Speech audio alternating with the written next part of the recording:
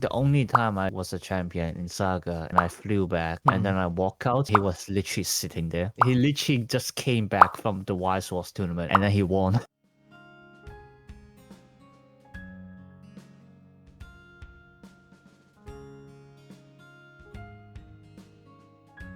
Hello everyone and welcome back to the Refresh Step where you recover yourself for the main step. I'm your host for today, tomorrow and the foreseeable future, Theodore Lu. And I'm with Autos Patron in the UK and Admirable Spirits English Wiki, Ayumu Seiki. Hello. Hello Ayumu. We finally had a pretty eventful weekend last weekend, didn't we?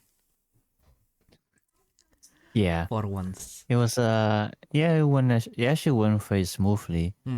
I think everyone is really surprised that no one actually dropped for like all 6 rounds of the Battle Spirit Saga online tournament for EU. Yeah. And of course our dear Theo here was one of the commentators. Yeah. Make sure to check out the VOD on his channel. Yeah. That is an accident, by the way. What accident? So basically, so first of all, it's why I did not participate is because I have this condition called being poor. But anyway, anyway, I figured since the Nexus, Josh's for the Nexus, Josh is becoming the head judge of the event. Amy is playing. Harris, doing Harry things. And then Kieran is also playing. So Josh was asking everyone whether anyone want to cast for the tournament. But I thought this is an EU thing, right? So there is bound there's some Italian channel or some other content creator will probably not pass that up. So when I asked Joshua that I can still do the casting thing, I did not expect that I would get it because I think when he said yep, you can go, and then it's everything from there just progresses really quickly. And yeah, where the moment I knew it, I am already sitting down on my own desk, questioning my life decisions, because in around 15 minutes from that point, I have to live comment with a friend that I haven't met in a long time. So I was kind of nervous, but yeah, thank goodness we got to hit it off. So yeah. Shout out to Mihalo as well. He answered my call D-1. And he also was just done from a religious event, which was on the midnight the previous day. So kudos to him for waking up early for that. So gosh. So yeah. That was that. So, and turns out my microphone had an issue as well, because I just checked before this recording. Turns out my input level of my microphone mysteriously went down. It's probably not mysterious. It's probably I just pressed the wrong button somewhere, because I did not change the setting of the microphone directly. But somehow I changed some settings and it affected the settings for the microphone, and it ended up making my voice really small. Probably a good thing. Probably a good thing. You can hear more of Mihalo's nice voice and less of my voice. So yeah. I don't know. When I was checking back, there didn't seem to be any problem. Yeah, I think if you listen to it in a louder voice, it's really hard to tell apart. But when I try to, it's I always put my headphone on the smaller volumes, right? So it's when it's on the lower end of the volume, then it's kind of, the disparity is pretty clear. Mihalo was much louder, and not because he's speaking louder, but the microphone setting is just off. I see. Yeah, I'm not very good at hearing, so my volume is always very high up. I think like that's is that the thing if you are gifted musically? Because like No, I think it's just because I've been listening to music too loudly. probably because like that's what happened with my roommate as well. He kind of like when he is at home, he's always putting his speaker on the maximum. So it's like, oh, Oh my interesting. god, even I can't do maximum. Yeah, I can't either. Like I think like I have problems with speakers when they are too loud. That's why while I like seeing music live, I wouldn't want to imagine actually getting like the front seat. That's like probably torture. Although I do want to see, if I do pay for a concert, I do want to see the artist that I pay to listen to as close as possible. But yeah, maybe not too close to the speaker. Yeah, I usually can't stand concerts because and I also hate going to clubs because the music is so loud. Like, I never understand why they have to put up the music so loudly. Same. And you know what's the worst? I need to hold down that feeling in a friend's birthday. Because you know that for our girl friends with space, by the way, 17th birthday, especially in Indonesia, it's a pretty important birthday.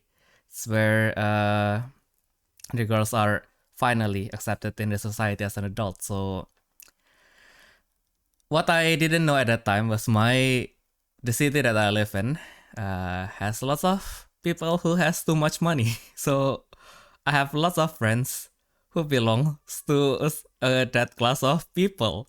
So their birthday party is basically a small scale concert. Oh my god. Yeah. And they have like organizers just like a wedding. So it's like, oh, this is the scale that I could probably never catch up to. As then I got reminded because some of my friends were like from the same level as me, and then they just, yep, even they wanted to be a little bit fancy, but they just invite like 5 or 10 of their closest friends, and yeah, just had a nice meal in a restaurant, which is admittedly probably much better. No loudspeakers, no awkward MC making stupid events. Just a group of friends chilling together, eating good food. Yeah. Nice. Yeah. But yeah. There's one time where they have like a really big speaker, and I got seated pretty much close to the stage, and it's like, yeah, this is torture. I want to go home. But yeah. Anyway, so yeah. I can't remember the last time I joined someone's birthday party. I mean, the closest one I can remember was back in first year of university, but anything after that, yeah, I can't remember. yeah. There was probably like once or twice more, but like they are people that never keep in contact anymore. So you can come in July. We will get the biggest cake we can from the fridge of Lidl. Your birthday's in July? Yeah, my birthday is in July. Oh. Yeah. What's the date? It's the 10th of July. I usually stream stuff because it's I think it's a pretty good time for my sister to also go on a holiday, so I am literally alone. Yeah. But anyway. Yeah, my birthday is in 3rd of August, so it's always the summer holiday. Yeah.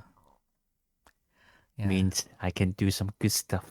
Yeah. During my birthday. Yay. Barbecue. You just reminded me. I just did my speaking of eventful weekends, I just did my first garden barbecue yesterday. What barbecue? Garden barbecue. So you know with garden the barbecue. Yeah, with did you like do it in like the backyard with the trash bins? No, it's in my sister's backyard with less trash bins. Way less trash bins. Yeah. Okay. Yeah. She has one for the for the grass. Yeah, for the dead grass, basically. But yeah. I see. Yeah. What do you So eat? I ate sausage, German sausage, of course. It's Germany, so it's sausage. The bratwurst.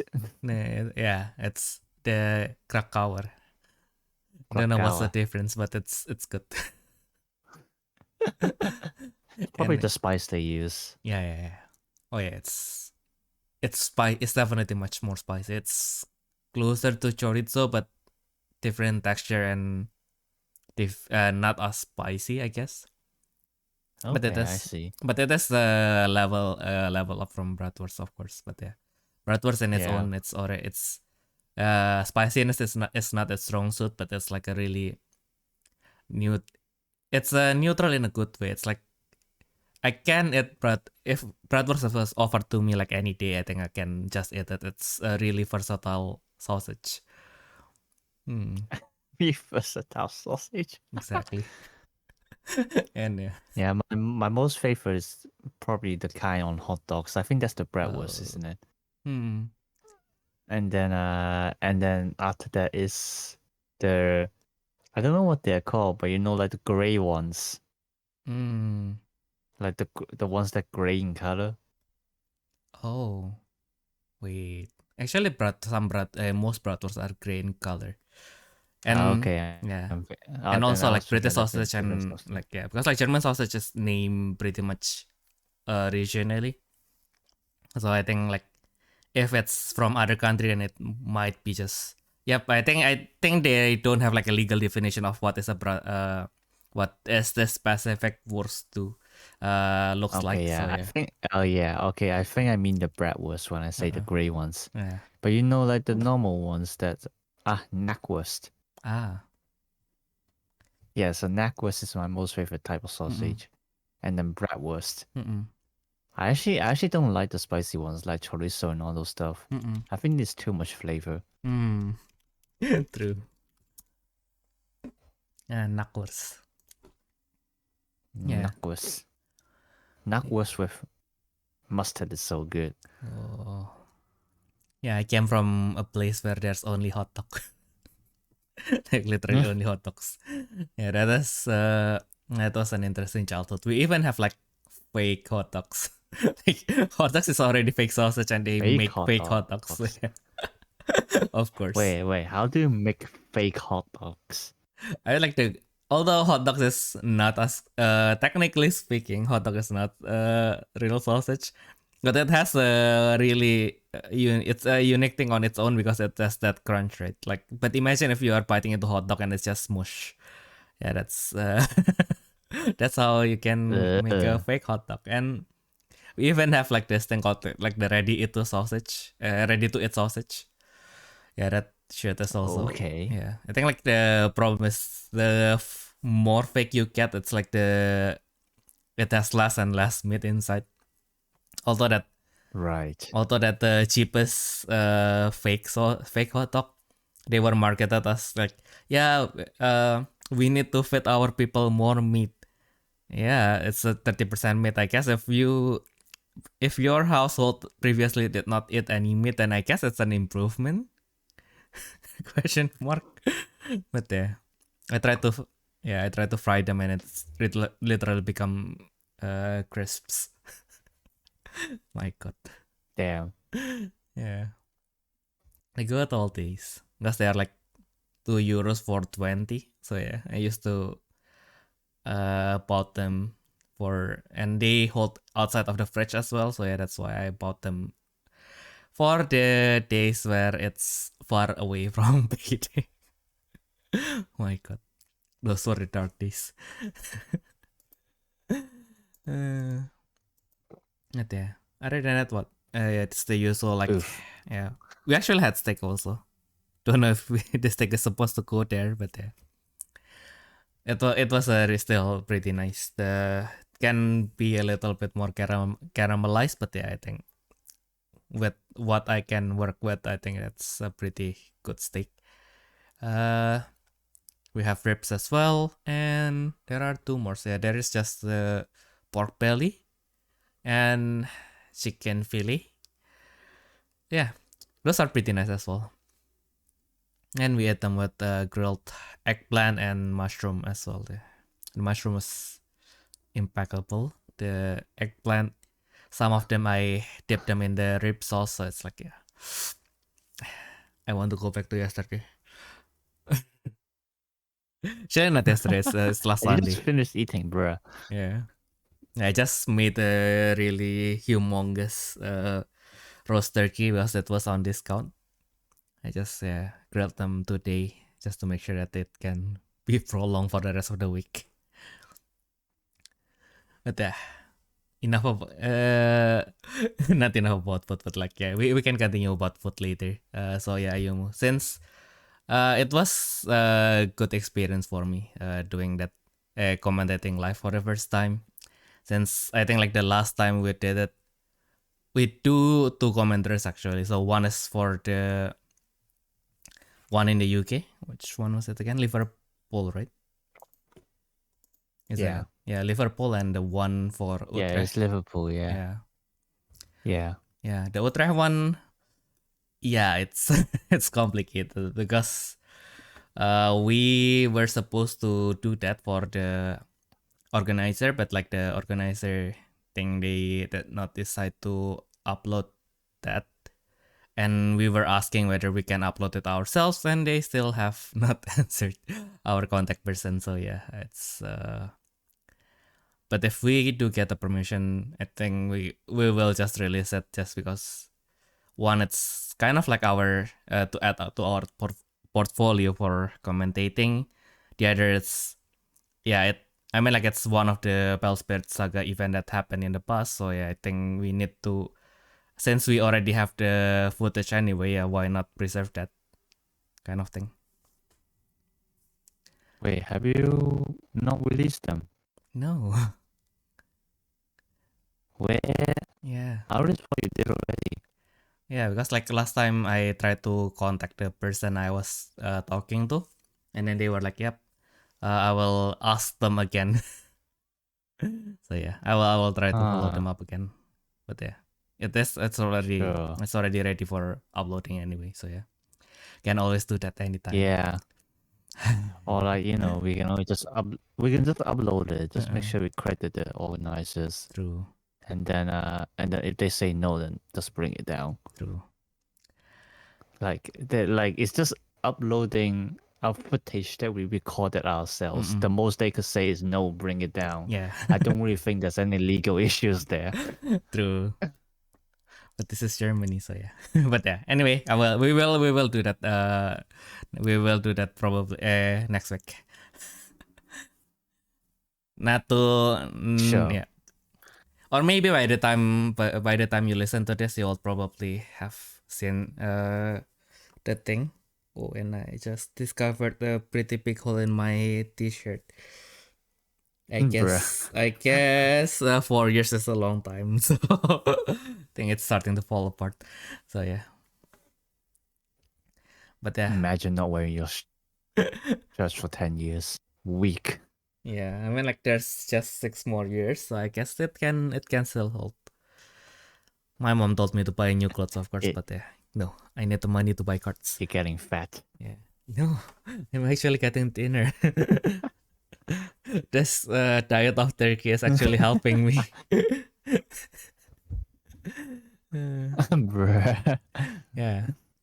So yeah, but turkey doesn't have a lot of fat, so it's all proteins in it. Yeah, it's protein. Time to do more. You're supposed to be going to the gym as well, not just eating protein. Yeah, that's why I clean my basement. That's for it. 10,000 times it got flooded again because the drainage just doesn't work. Oh my god. Yeah. Oh my god. So I spent like 2 hours yesterday trying to get the water out. So it's like it's strength training. Now my arms hurts. My god. Oof. Yeah, I mean, like, when I was little, I always fantasize, like, glorifies having a basement. Now that I actually have a basement, Yeah, I want to go back to Indonesia where there's no basement. Fuck basement. All my homies hate basements.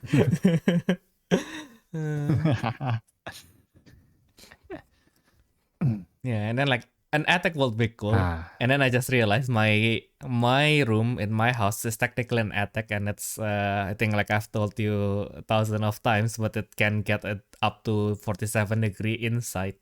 So yeah, having attic is also living in the attic is also not good. Yeah. You know. Good old attic life. Exactly. All the thing that got glorified in the American movies. All bad. New York bad. LA bad. Attic bad. Charlie and the Chocolate Factory bad. My goodness. So yeah, Ayumu, I kind of wanted to hear your story from the side of the one playing actually, because I think like last time we kind of predicted that there are more people will play aggro, but like from my side I actually only see one white aggro, so I kind of wanted to see if you see more on your side of the table. Nope, I've never seen from one white aggro. Wow. I've seen green aggro though. Yeah, I may just. And then and then a 2 Hydra. One era. 1 purple, was it 2? I can't remember already. Yes, 1 purple and then 1 white control. There we go. Oh, white control. Daring to the iron. Yeah, from it was from Eva. So she was just a little bit too lazy to build something else. So she just used the one from Wolverhampton with a little bit change. Like, oh my god, literally I was talking to the others during the break. Like, you know, like between rounds. It's like, oh my god, I don't want to, because like you're looking at the standings. So like, I know that like Eva will be one of the pair-ups if it ever happens. It's like, oh my god, I don't want to face Eva. It's like, next round you're facing Eva. It's like, fuck. Pain. It's a pair up and it's a friendly fire. Yeah. Well, it's also more because we know what we're playing against each other. So well, surprisingly, it wasn't too much of a tough game. Mainly because she was also breaking a little bit, and I was just like, spirit, slam, rush. Now you're dead. The classic grin. Yeah, and I got done the opposite facing green aggro because my hand fucking bricked. Yeah, brick. Like I started with 2 era in hand. Oh, so, like it wasn't the worst. Like if like there was also metal bird in my hand, then like it actually would have been fine. I'll just do the stall tactic instead, then wipe his board. And then like, I can start swinging, but no, I didn't have metal bird in hand, so I was like, yeah, I'm gonna mow. And then the next 4 cards, metal bird. It's like, that's a pain. My goodness, that's on the same level of you want to look for a Grand Walker and then you play a searcher that doesn't look for Grand Walker and then flip 3 Grand Walkers. Perfect. So to the trash or to the bottom of the deck, I am going to lose these 3 cards anyway. So it's like, fine. I guess I'll die. My goodness. Yeah. That's what happened. Yeah. And you lost your Pantheon. Yeah, Pantheon, I lost my Pantheon and also lost my Callista. No. Yeah, when you send that, what is it, the Thanos snap sticker, I felt it in my heart. It's like, no, Ayumu. Because in the very nature of nepotism, when I ran out of things to say, I just like, yeah, I wonder what, I was talking with Mihalo, like, who is your favorite player to win? he was. I think he may. Of course, we kind of mentioned like our closest friends. So for him, it's Panos. For me, it's you. And also he was kind of like hoping Harry would win, but like yeah, Harry wasn't in the tournament, so that's not going to happen. Yeah. So yeah, that was the. That was yeah, I am pretty glad that some people were able to kind of like be notable enough to be remembered. Yeah, I mean like not to make it weird, but yeah, basically like yeah. And I think like when we have people who are like remembered for being unique, it's starting to get serious kind of thing, because the community stops being just yep, we are just a bunch of strangers, and okay, so now we kind of know each other and we know like what make each other unique kind of thing. I guess. I just at the middle of that I just lost what I wanted to say in the first place, but I continue to yap anyway. Yeah, I think that's the important first step to be a commentator. After all, you commit, even if you forgot what you came here for, you have to commit to whatever you started. Finish it, even though it is not what you have planned or what you have in mind. My goodness. Yeah. Can kind of appreciate more the commentators more now that we have to do this more.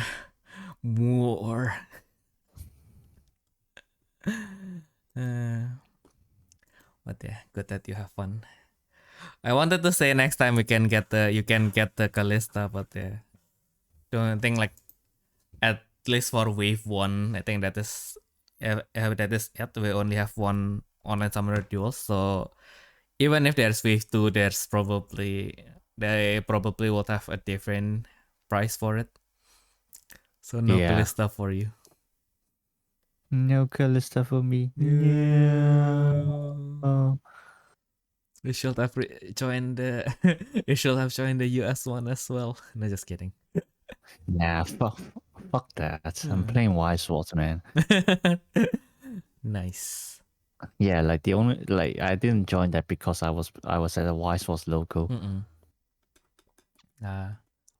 I just recently got my Oshinoko set, play set. So I was also using it on the day.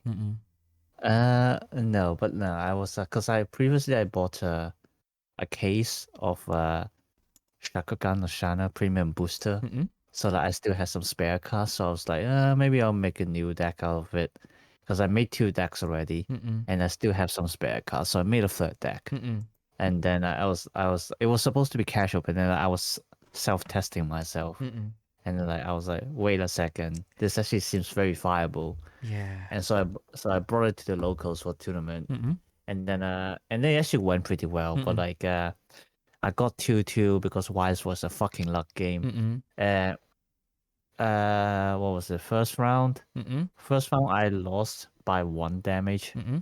As in, like, if I managed to cancel one more attack, I would have won. And then like the other round that I lost was because I basically got hard countered. Oh. Because like to explain how my deck works in Wise Swords is that like my deck requires this. I guess using in Saga terms, they activate the effect by destroying opposing spirits. And that's the main engine on my deck. But what my opponent did was like Curse Temple, where they would just charge at me and they would leave their board empty because they're fine that way. So I can't gain I can't gain any value because their board is empty. And then I also have anti-effect damage. So like basically preventing the opponent doing effect damage to me. But they have cards that can bounce my card that gives me the anti-effect damage. Oh. That's the sneaky. That's the sneaky way Bloodshot Blade work, doesn't it? something like that. So, Mm-mm. I mean, for the last round, my opponent was one of those who's like constantly winning. Mm-mm. So like he's a good player anyway. I think he actually won one of the recent championship in the UK actually. Mm-mm. I can't remember if it's in the UK or somewhere else, but like he did win one. Mm-mm. And actually that was was it the same time actually? So the only time I was a champion in Saga, and then I flew back Mm-mm. to Newcastle Airport, and then Mm-mm. I walk out, Mm-mm. and then he was literally sitting there because he literally just came back from the Wise Wars tournament as well, Mm-mm. and then he won. Yeah. What a very nice coincidence. Yeah, Mm-mm. yeah. So yeah, Newcastle, the home of winners. home winners. Yeah. I guess so. Yeah, Mm. yeah. Yeah. That was really nice. I don't. Yeah, because like I think like in Indonesia we kind of work as a hive mind when it comes to tournaments. So usually I'll go with my friends anyway. So it's really rarely that, hey, I got back in the airport. Hey, I met you. We met there. I was like, yeah, of course I met you because we sleep in the same hotel. Of course I will meet you again. Kind of thing. Yeah. I think like the the fun part was like that one the fun story that I have is basically like that one time I went to Singapore with my friends. So there's four of us. And then I was supposed to get in the top 8 because so that particular year they have like this strange rule called like the diversity rule basically. So basically the top 8, so basically the top cut, they cannot be, if there's someone with higher rank than you that uses the same deck as the same clan as you, then you will be pushed down, and the next people with the highest rank in their clan in the next unique clan will be pushed up. So I was using Echo, of course. At that time it was not as popular, so I was like pretty sure that with a 3-2 I can still get into the top 8, and I get beaten by the cheaper deck basically. So yeah. And it's not really a cheaper deck, but it's like there's like this one other strategy that is like more high roll, so I took like the more stable strategy at that time, and then like someone made like a high roll strategy in which the main Vanguard's effect is basically just counterblasting 1, giving one of your rear guard plus 3000. So that sounds petty even by the standard of 2011, 2012, 2013 Vanguard, but still that means whatever that is can basically attack anything, any Vanguard. So you just attack with your Vanguard, hope that you get a trigger. Even if they don't, then that unit on that you boost by 3000 can attack the Vanguard, and then attack again with the boost, so it will cut 5/5. So yeah, that's but I can go with the more stable, like, and it's a dragon, by the way. It's my favorite Vanguard unit ever, that Drive Dragon, which can stand when you attack 4 times. That's why I really like it. I like to attack a lot, you see. But anyway, yeah, I got beaten by that guy, whoever guy who is using that. So I was like, go home defeated, and then like even my friend, I did not line up for this service, but like my friend who lined up for like the photo booth, like he just gave me the ticket because he wanted to go to the casino, because at that time he was really obsessed with like going gambling. And you can't do that in Indonesia, by the way. So while he is in Singapore, he did that. And then like we all go home to the hotel, and then like, so like this guy went to the casino, and then the other guy was like, yeah, fuck it, I don't know what to do if I stay around, so I'll just follow this guy and see what's the casino is like from inside. And then he went back. They went back, and then my friend who is gambling, like he lost a lot, and then he checked his back, and then he found like a chip, and then he got an epiphany, and he went back, and then like Wait. he went back to the casino. So he found a chip inside his back, and then he went back to the casino, and then he won. Oh god. He had like a medium win. I think like he won like $100 or something, and then he was like very happy because like it's 100 Singapore dollar, yes, but like in Indonesian money that's already really big. So it's like next day he just bought he just went home with a taxi, gave the taxi driver a tip, and then the next day he treated us to pretty modest, but like anyway, he treated us to a really nice modest meal. That is like 3 Singapore dollars, but yeah, he won $100, so it's like it's already 10% of his budget. So yeah, that's really nice of him. And then I think he got trouble because of his gambling patterns. But yeah, that is the story. That is beyond that, I am contractually obligated to not share further. So yeah.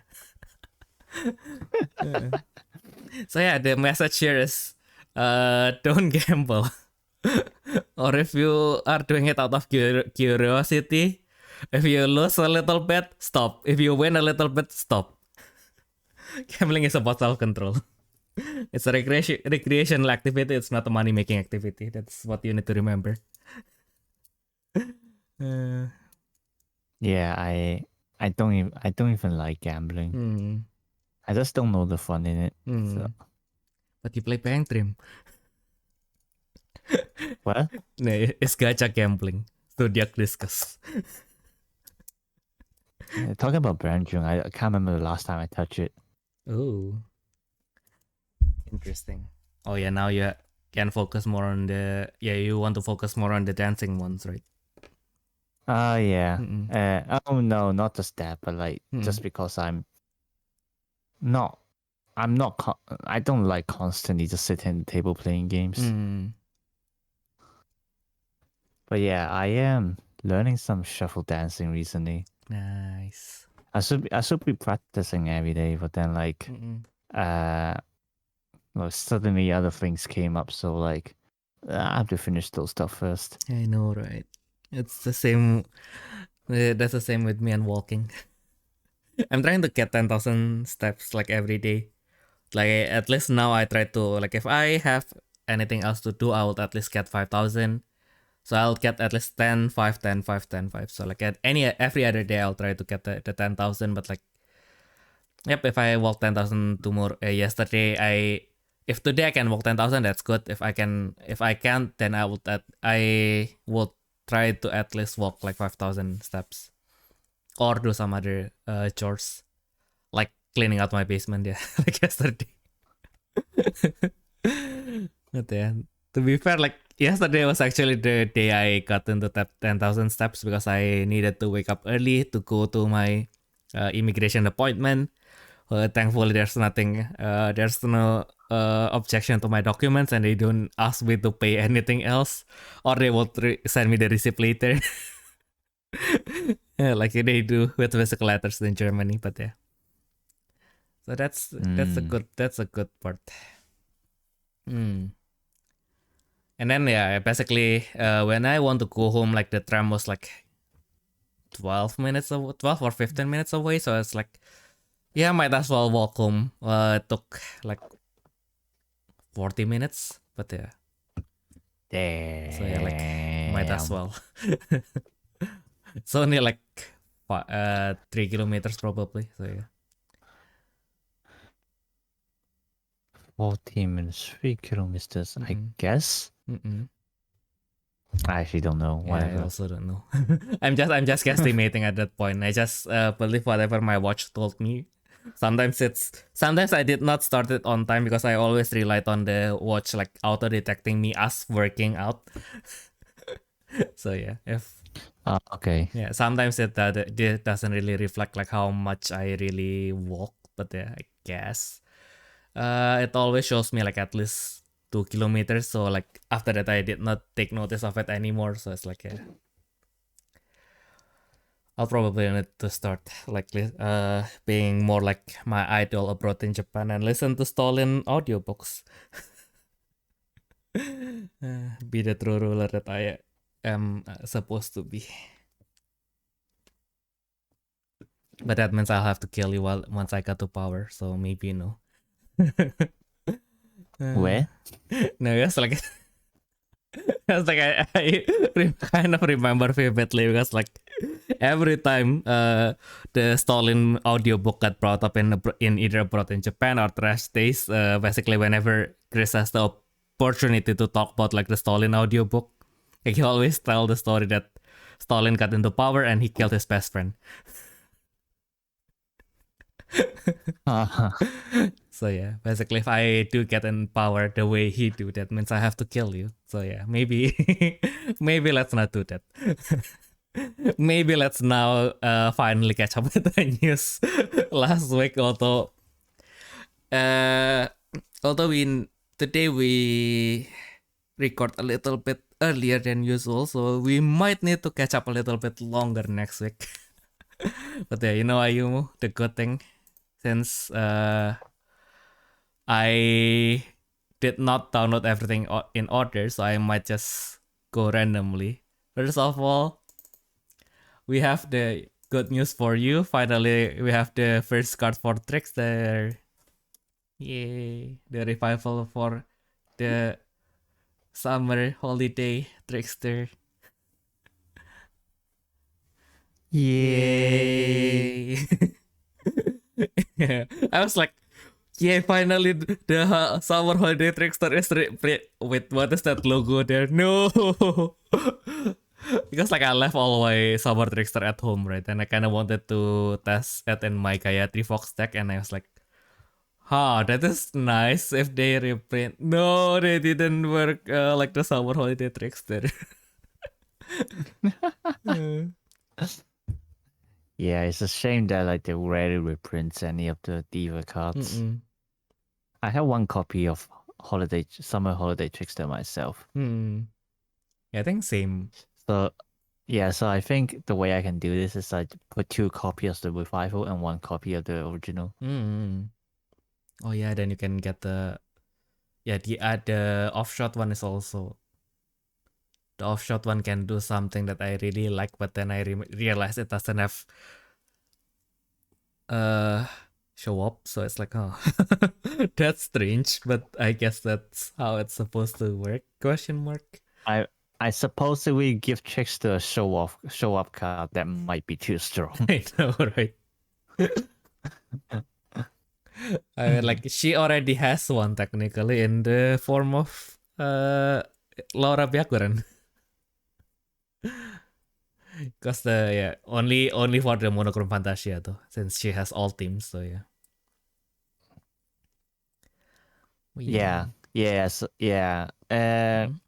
So recently, so like looking at this card, we know that like instead of putting Trickster back to Legendal, I think they just decide to give every Trickster the all teams treatment.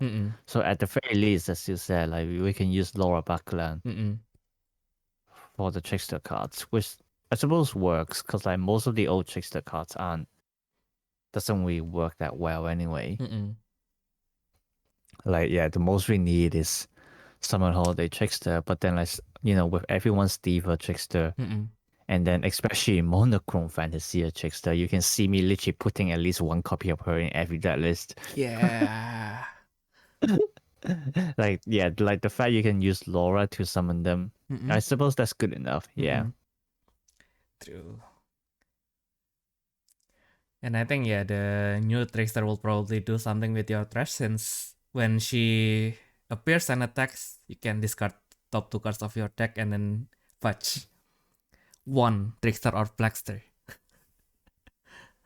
Yeah, I suppose they might be taking reference since. Oh yeah, since the original Trickster also do that. Yeah, the Trickster and Blackster are also in the Dark Artist family. Yeah. Yeah, so they might trying to copy the Dark Artist playstyle. Hey, and you can design her on top of the Trickster LT as well. Trickster. The Trickster limited Trickster, yeah, the one from the BSC, the draft booster. Cause it's a burst, right? So I think then you can just open it and then add one on top of it. I mean, I suppose you can, yeah. I mean, just because you can doesn't mean you should, but you can do that. Yeah, you can do that.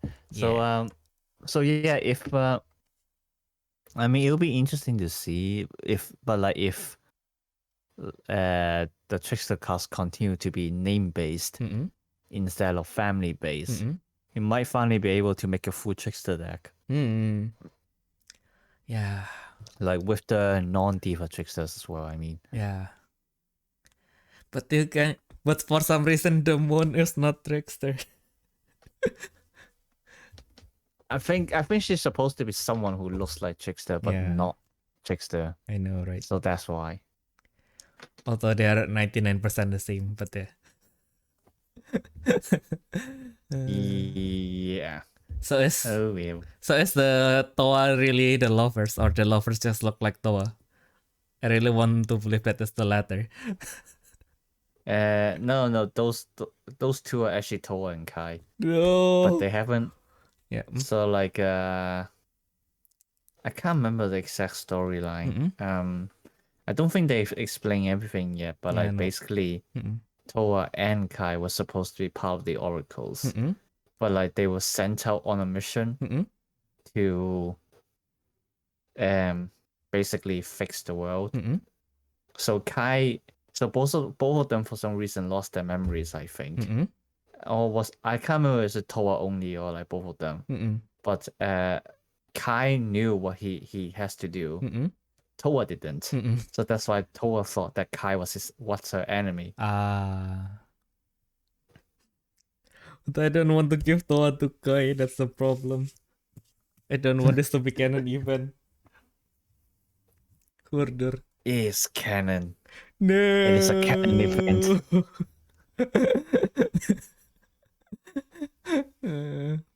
I'm still recovering from that. I wonder if they will make like a Toa as a producer. That would be really nice. I want to own more cards with Toa on it. I think I need to catch up with the tournament promos, like all the tournament participation promos that has Toa in it. I think I only have either the Burst Wall or the Artemis Shield now. So yeah, still lots to catch up. Where? Yeah, I think like I bought one of like the card with Toa in it, but I did not remember which one did I buy. No, I'm getting older. But yeah. Anyway, since we are content now that we can kind of see like how the Trickster would look like, let's go look at the other girls. Cause we have one of the unexpected comeback of Saika Undin. Saika Undin. Yeah. Yeah. Yeah. Saika Undin. Yeah, Saika Undin. Yeah, it's a very funny name. Yeah. Do you know who she's based on? I saw it once and then I forgot. But I remember it's a white spirit. Isn't it? Isn't she? Saika Undin. Yes, she is. Is it Sunshine? No. Oh. Sunshine is another diva. So Sayun. Clever Machine Musha Sayun. Oh, this guy. Interesting. Yeah. one of the most broken cards during that time. Yeah. Every Clever Machine Spirit you control gains 3000. Opposing end step if your life wasn't reduced, put a core from the void to the spirit. Also, if this spirit has soul core on it, put 2 cores from the void to the spirit. My god. In 2014, 13, right? Around. Give or take. 2013, yeah. 2013, in 2013, Corpus 3 in white. My god. Not to mention if you have Yeah, it was more. a crazy card. Yeah. My god. This is the level the level of strength that made the stuff like Byakugaro and Mandibrale stays in the meta. My god. There. Thing like yeah, she brought that at the core from the void to one of your spirit intact. In fact, she gives lots of course. Yeah, but like I don't understand why they're so afraid of supporting Hyakarolan. Because literally every card in this team is just so lackluster. You know, right? With like what they do. Like, for example, like Psycho herself is the level 2 effect is already like borderline crap. Yeah. Because like, why would I? It has to be leaving the field by opposing effects. And it's only during opposing attack step, not even during their turn. Yeah. Like if it's like even if it's just either attack step, that might still work. But like, only during their attack step, it's just like freaking dumb. I know, right? And then like you can literally just blow up Psycho first, which means just gaining 1 coin. That's it.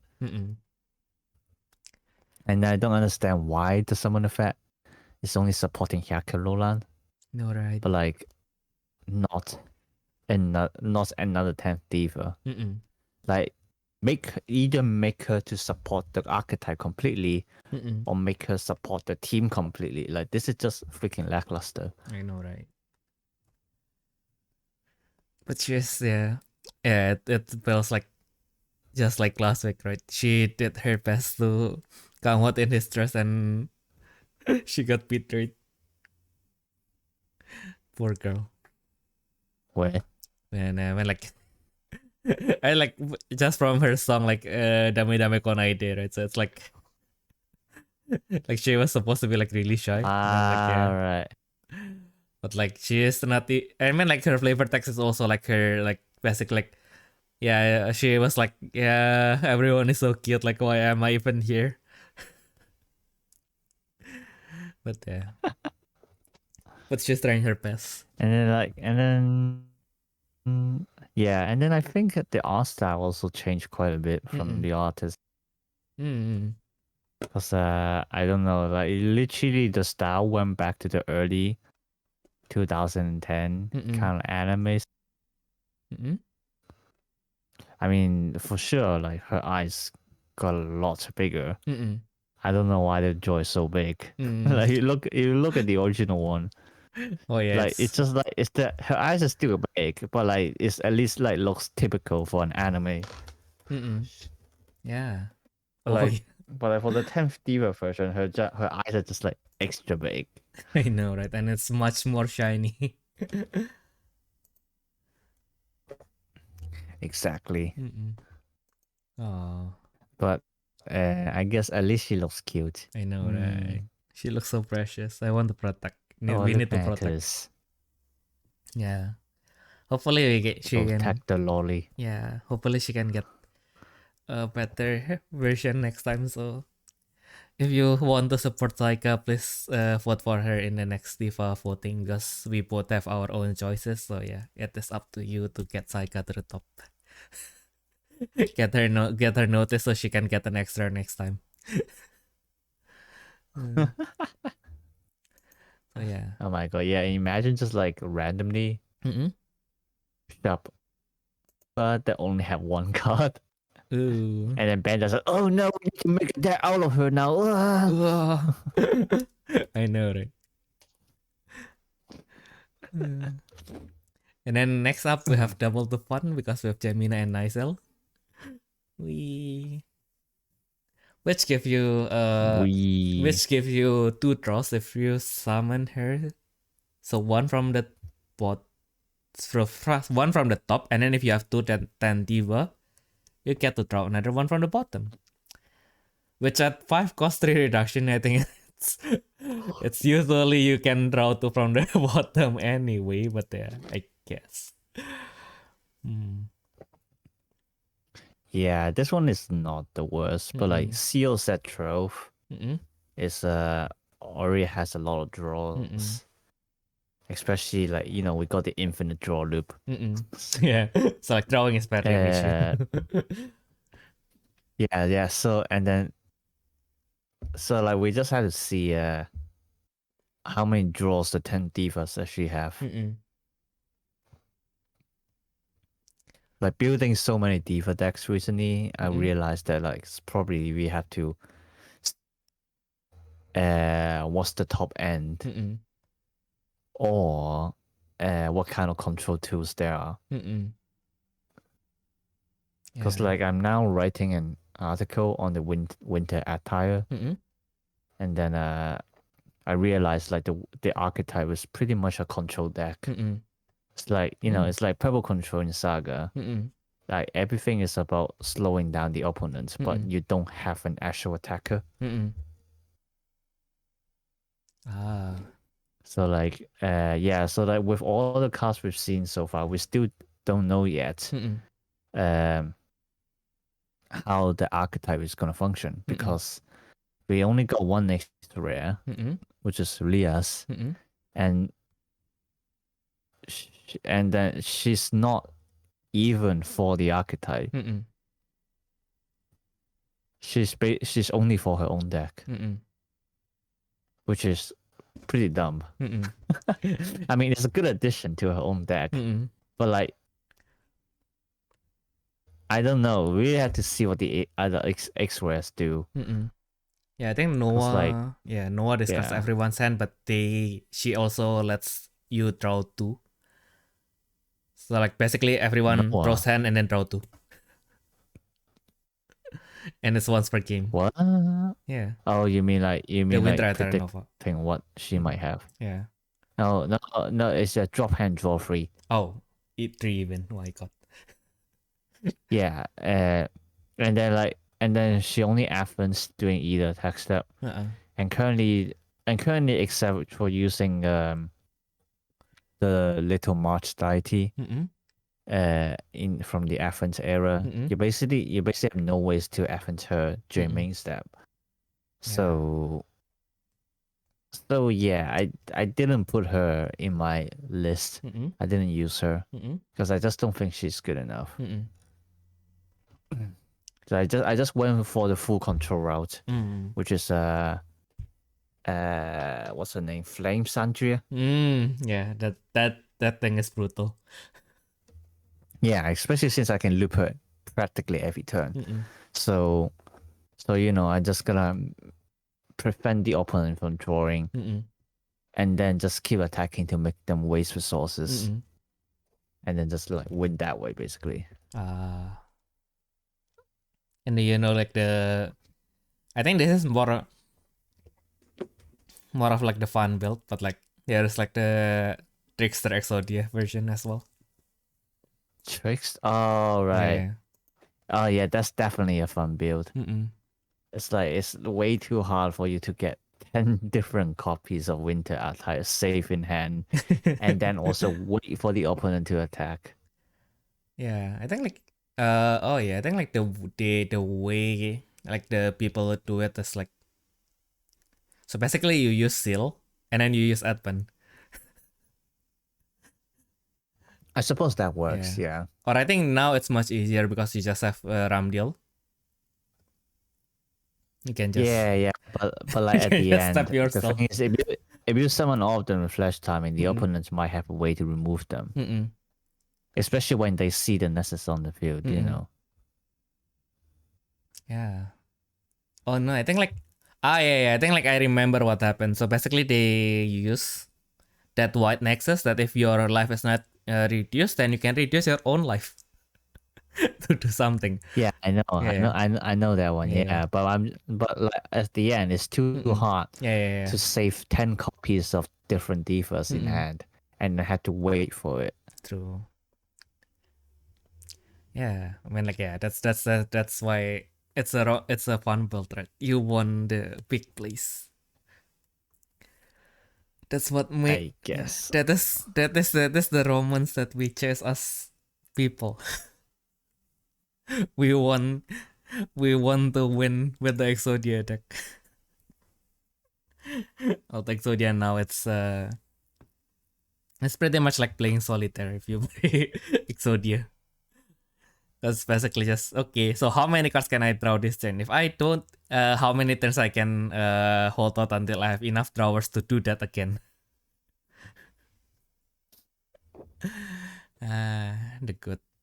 The best way to play Yu-Gi-Oh is not if my attackers are going to be destroyed anyway, might as well not summon anything. But that's actually like pretty much the same way. Yeah. That's like now what you do is basically yeah, because basically now what you do with Exodia is you use this card called Treasured Panda.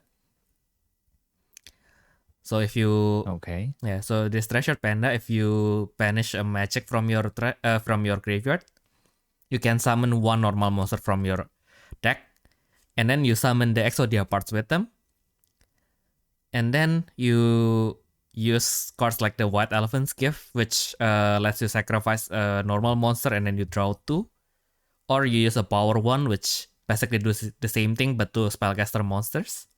And all the Exodia parts are Exodia, so are spellcasters, so you can do that with Power 1 as well.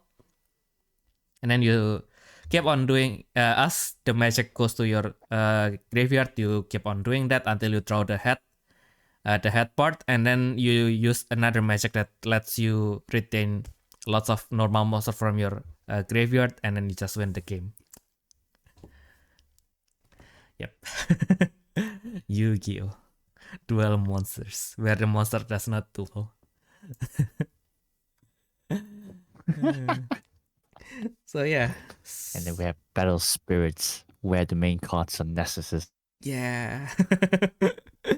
The gods are Nexuses. The gods are Nexuses. But yeah, I think like that's I mean like they kind of like we miss like the moment where in Nida, I think with Rebirth it could have really worked well with Ground Force. So basically just if you Ground Force and you just flip back. Yeah. Yeah. They could have done that, but like we have missed the Rebirth era. Now we don't have Rebirth. I think they can do that with what was it again?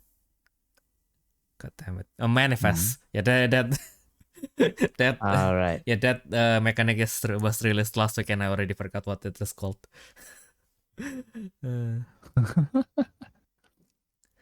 But yeah, speaking of duels, speaking of battles, we next have Riolutida, which when she is summoned, open the top 2 cards of your deck. Add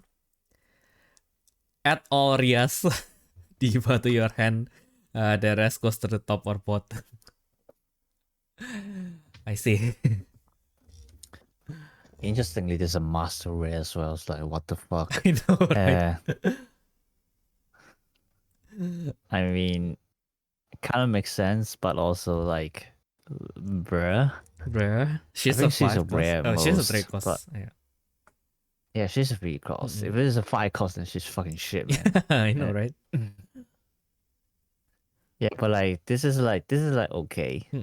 Like this is actually pretty good for like what the decks want to do, because like obviously you got Rias, which gains counters by opening top cards. So, so yeah, you at least get to pay 1 cost to gain 1 counter, which is not the worst for that deck. I mean, and that deck is all Rias and Riolu anyway. But like I think the most interesting thing is that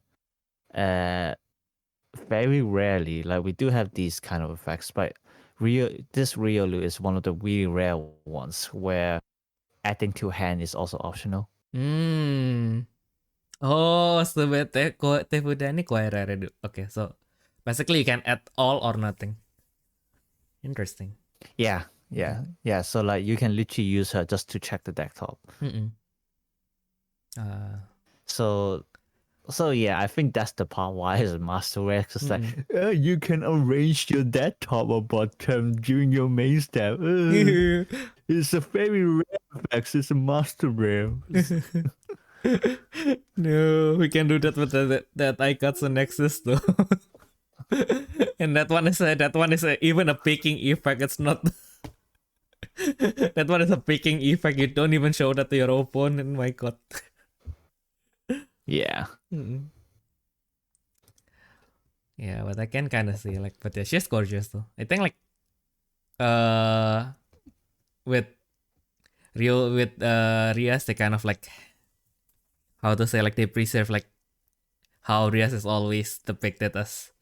Although she is probably taller than Riolu, but like she is always depicted in a way that make her look short. They don't know, like this dress gave me like the impression that Riolu is tall. Don't know. Not tall, but like taller of the two. I think Riolu is yeah, but I think Riolu is short, right? I don't know who's taller though between the two. Yeah. But I think Riolu is actually still pretty short comparing to all the other divas. Yeah. I think like most of the taller ones are like absolutes, right? Yeah, she is a pretty animal, so she is bound to be short. Most of the girls in pretty animals are short. They are not gifted vertically. Yeah, like you can see Roseberry. Roseberry is like really tall. Yeah, that's why she's the goat. She's the goat. Oh yeah, and she even has her own field. I know, right? I know that is a trust fund thing, but still, it's her family's garden, but still. And speaking of absolutes, we have we have Rebatin. So when summoned at 1 core with 5 costs, I guess she is yellow, so guess that's acceptable. Flash once per turn during the player's attack step by exhausting this nexus, as Levatin usually do. Summon one absolute status cost 3 or lower without paying the cost. Yeah, it's high, I guess. I mean, to be fair, depending on what you play, she can be really good. And sorry for some background noises. It seems like my landlord is talking to my neighbor. No problem. Yeah, but cause like it doesn't limit to any family, so you can activate on stage or show up first, swing, and then summon the spirit back out and do it again. So, you know, you can do some quirky plays with this one. Yeah. I think I don't know if you still do that, but I think like with the old Fonina, I forgot if she has cost 4 or 3 though. It's the old Fonina is cost 4, but like you have Mission School Fonina who is cost 3. Ah, okay. But they're only but those two are using on stage, so it's not gonna be in your hand anyway. But yeah, you can do some quirky things with the show up cards for sure. Or like since it's in absolutes, I think the best one is to pair up with is still Fonina actually, and not Fonina, Roseberry. Because like you can obviously just use the Roseberry to draw into your deck, and like I got another cost 3 Roseberry, haha, summon out, and just do the whole thing again. I know, right? Yeah. Oh my god! Imagine drawing 6, drawing 6, card boosting 6. I mean, as I've calculated, like in one chain, you can draw a maximum of 9 cards. Actually, no, more than that. 3, 2, 11 in one chain. That's a lot of cards. That is a lot of cards. Yeah. Yay. Indeed. So yeah, Levatin gets an approval from Ayumu. It's I. why do I keep on skipping cards? Then we have one of Ayumu's secret favorite idol, Siegfrieda, as well. Yay. Yay. She's cute. I know, right? Then well, she cannot And target like this one ultimate. is actually pretty good. Yeah. Yeah, well, she cannot target ultimate. She can just retain one opposing spirit with the highest PP, which can be something. And then if you have 3 or more 10 diva, you can also retain one opposing. We can destroy one opposing nexus. Boom. Boom. What is this? This is the taste of playing. Yeah, red. which is like really good. I'm actually surprised she's only a common. Because like, you know, Nexus removal is already really rare in yellow. So, you know, even if it's just limited to the archetype, it still means the archetype has a way to remove Nexuses. So, yeah, she's really good. Yeah, and she has double attack as well. Yeah. And then the level 2 effect as well is like just really good. Without cost as well. So it's like so that makes things a lot easier. Because like usually the problem with these kind of effects is that you have to pay one cost to summon, and that one cost actually makes a lot of difference. Yeah. Especially since normally with this kind of text you don't really have corpus. And that's why you bring Levatin. Yeah, like you can see that they actually gave Siegfried the absolutes to match up with the rest of the 3. Oh. Yeah, because like Dallas, Taurus, and Ordenia,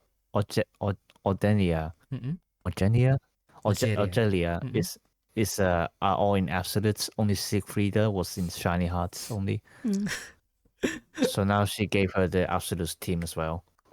Thank goodness for the double teams. You can finally join your friends. Yeah, so I think Siegfrieda is the first diva actually. I mean, besides all the ones that says, "Oh, we're just in all the teams," but like, for like the ones with specific teams, I think Siegfrieda is the first one to have both shiny hearts and absolutes. Yeah. Oh.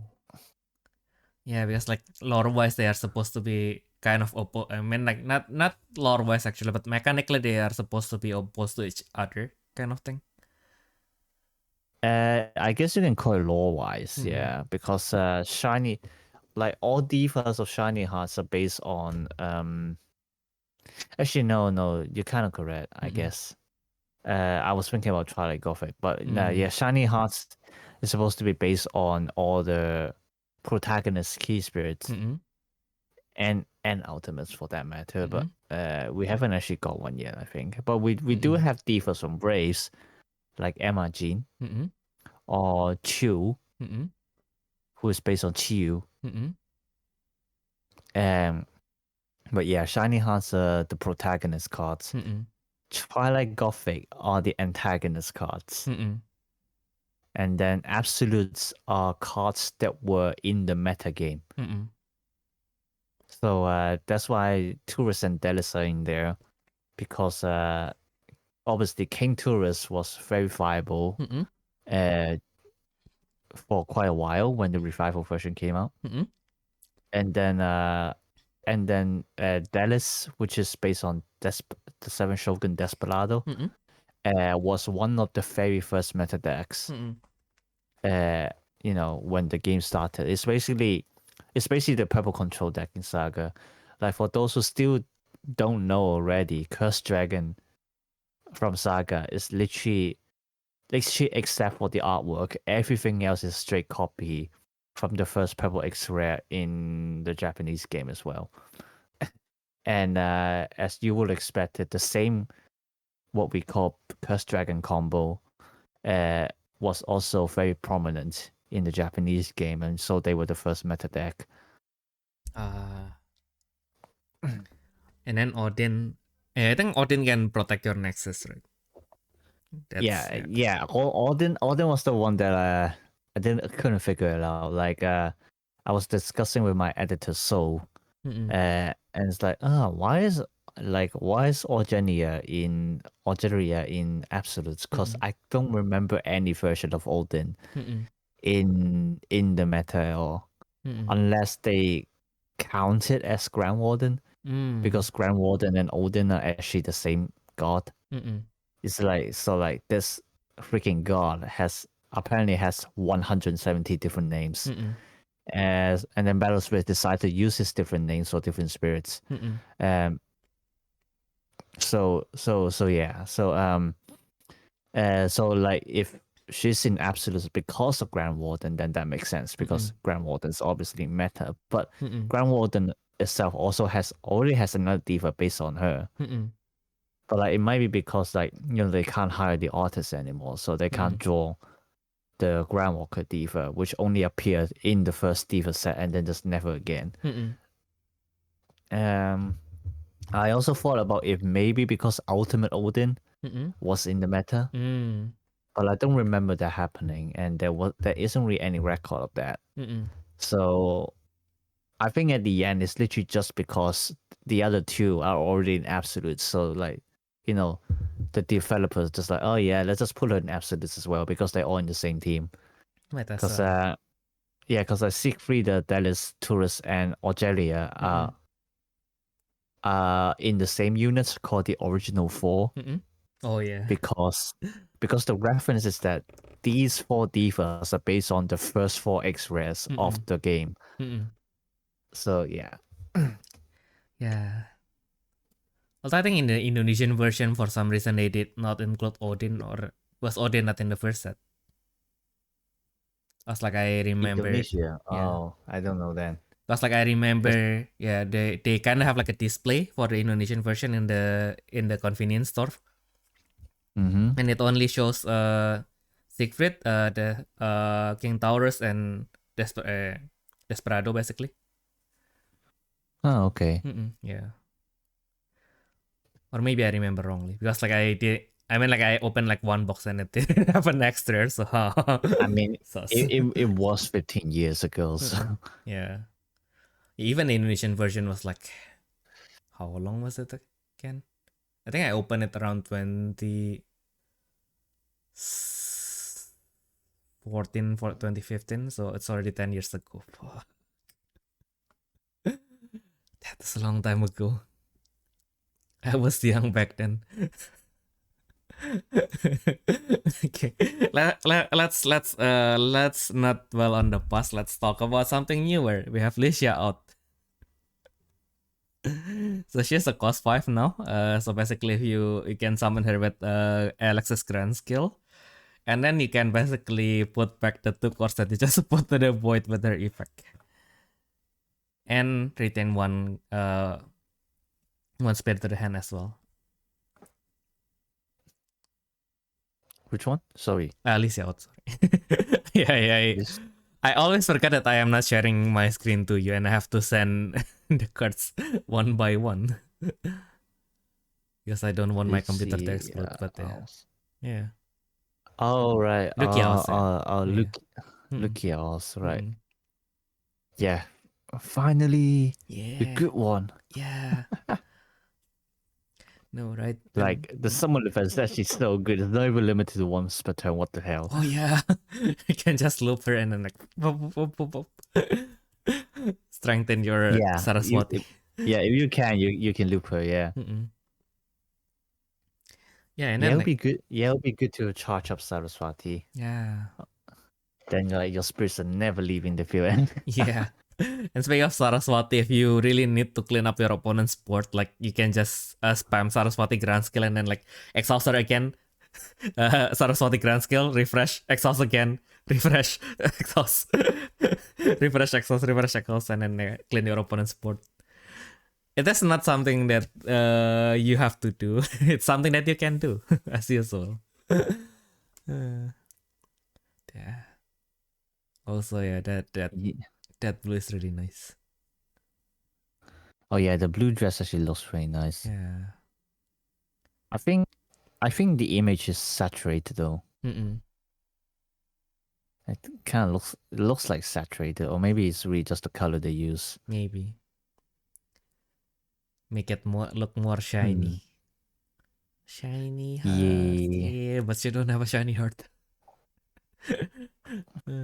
Oh yeah, she's only in Grand Siesta. Yeah. Yeah. The how to say, the loyal little helper of Grand Siesta. Yeah, I'm really excited for this one as well.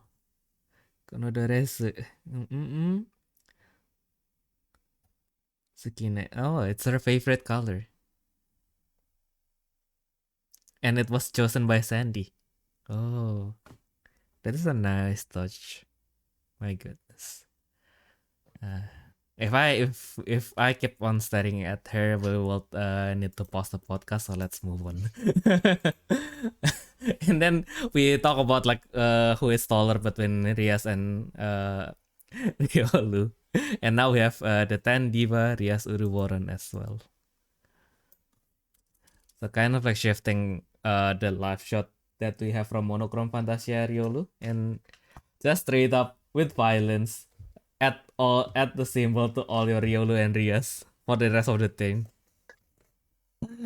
People memeing so much is that I'm gonna put Godzilla Earth on the top deck. Oh right, that shit is cost 30. I did not own a Godzilla Earth, so the only thing that goes into my imagination was Omagio, and I thought that was like already like I can do that. That is the thing that I can do. Putting like Omagio in a Rias Riolu deck just to make them gain 6 symbols. I mean, and to be fair, Omagio might actually be useful as well, because like it reduces his cost based on the cards on the field. So you can literally throw him into anywhere. Yeah. Oh no. Like especially since like the Rias Riolu decks don't have destruction effects. It's like it's mainly core removal, so having Omagio to destroy a cost 20 or less spirit might actually help. True. My god, that's scary. Now you made me really want to put Omagio into my deck. Now especially since we have the 10 Diva Party Riolu as well. Now we can have the deck even more consisting of only Rias and Riolu. So yeah. Yeah. Self-sufficient. Still on the mood. Yeah, I mean, Rias Riolu deck is already like surprisingly one of the better decks recently. Like somewhere just under Leoba. Actually, no, I would argue that they're even better than Leoba actually, because like Leoba has a very high top end, but the early game is really weak. But Rias Riolu has a very strong early game as well. Because like except for themselves, because them being in the pretty animals already means that they naturally have a lot of low cost cards, because pretty animals, the team is supposed to consist of low cost spirits. So like as we've shared before in the community post, you should read them. Yeah. Check out the 1 minute diva. I think when BSC 43 come out, I'll also start making that list and then put them on my channel as well. I'm not gonna let my articles just be community posts that got swiped away after 1 minute. So. No. It will stay longer if you go to your subscription page and then you filter by channel. So always do that with the time gaming. Guys, this is how to say, this is a subliminal message. You need to subscribe to the time gaming, and then you go to your subscription feed, and then you filter by the time gaming, and then you can see all the 1 minute diva. Yes, do that now. Yeah. So yeah. Yeah. So but yeah, like Rias Riolu deck is it's actually surprisingly really consistent. Like I mean, obviously one reason because they're giving a contract card. I mean, you look at Fonina, like Fonina actually isn't working too well because Fonina is like a hero deck. Like she's supposed to be quick, but in order to be quick, you need to draw into the Fonina with on stage first. And that's only 6 copies out of 40. So basically, just like the green where she came from. Yeah, and like the worst part is like her show up version. You can't even use her on turn 2 going first because she's 4 cost and she needs 2 costs to activate the show up. Holy So mother. that's 6 costs in total. So if you go first turn you play down the contract from Nina. And then the second turn, you still need cores to maintain her. And even if she's went into soul state, you still 1 core less to use. Unless the opponent hit you for 1 life, then yeah, you can start. You can start attacking, but yeah, it's a bit conditional for Nina deck. But like Ria's Riolu, because they're naturally a slow deck, that also makes them more consistent with their effects. So yeah, like and talking about this, like after this recording, I have to build a deck first. Yeah. I really want to try out in real life. So with the Tandy Vario Rias, you mean? No, just the Leo deck. Ah, okay. But hey, I might try to proxy it. Who knows? Yeah, let's cook. Let's cook. But yeah, so now the Rias Leo deck. Actually, some people just call it the Lily deck. I think I'll do that. Oh. Oh. The Lily deck. Oh. So Lias and Leolu. So the Lily or the double Lee. That is actually really The double Lee clever. deck. Not to mention the word for yeah, Yuri so, is basically the flower lily. The true Yuri deck. Exactly. Yo. We're eating good. I know, right? Well, that they are just friends. We are reading too much into this, but yeah, they can be Yuri if it's your headcanon. They are idols. Yeah. So yeah. But yeah, now the deck has life burn, but also big simple punch. So like it just becomes really solid. You know, it has draws, and then it has a little bit of core boost, and then it has 2 win conditions. So you know, like might actually be able to bring this to main set tournaments. Who knows? Yeah. And for protection, just we can just put in the good old illusion demon god. How do you draw it? You will definitely can. I mean, depending on what protection you're going to get, just put the druid parts. Oh yeah. Right, there's the duet part. Yeah, I think I still put in the Yolu one, just because then can just go with her first. Then it will be pretty hard to remove her. Then next time you just summon the contract Rias, and then if you are not attacking yet, then you don't have any other combo piece, then you just exhaust her, draw 1. Yay. Profit. I think you have to exhaust the other idols. You can't exhaust Riolu herself. And then you can exhaust any diva, right? No, any idol. No, my plan. I mean, if not, people will have built her already, bruh. No. Okay. Then that's back to the drawing board then.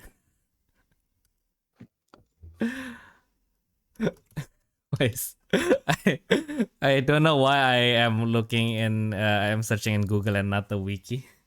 And so I type in Rias, and of course the Rias that came out in the search result. Oh god, Rias It's of course the other Rias, Rias Grammary. But yeah, I think like we were talking about like whether Rias is tall or not. I think like she's not that short, but like her dress made her like smaller than she actually is, kind of thing. I actually don't know. I think most of the arts just make her look very petite. No, right? Oh yeah. Is that the right word? I guess yeah. Yeah, that's the right word. Yeah. Because she is not. Cause She is not small, but like she is. cause short. It just because I recently there was an argument like who you can like what character you can call a lolly and what character you should call petite. So I got confused for a second. I thought petite means flat chest, but no, petite just means small. I see. They have some very weird arguments over on Twitter. I'm not gonna go into that. Yep. Let's not join them. That is the part where you don't beat them, you don't join them, you just leave them alone. Nobody wins. You just watch the hellfire from the safe zone. Yeah. If possible, don't even get close to that fire. You can't. So yeah, let's speaking of fire, we have someone else burning it who used to be burning in fire, which is Sexja Tenma. So when she is summoned and shit card, not even worth talking about. Fucking shit. Another art wasted. Okay. I will back off. like this is even worse than using Psyker. Okay. Like, yeah. Yeah. I mean, the level 2 effect, preventing spirit effects might be useful in some cases, but when literally the whole set is 10th Diva support, she's not gonna be my first choice. So yeah, shit card. 0 out of 10.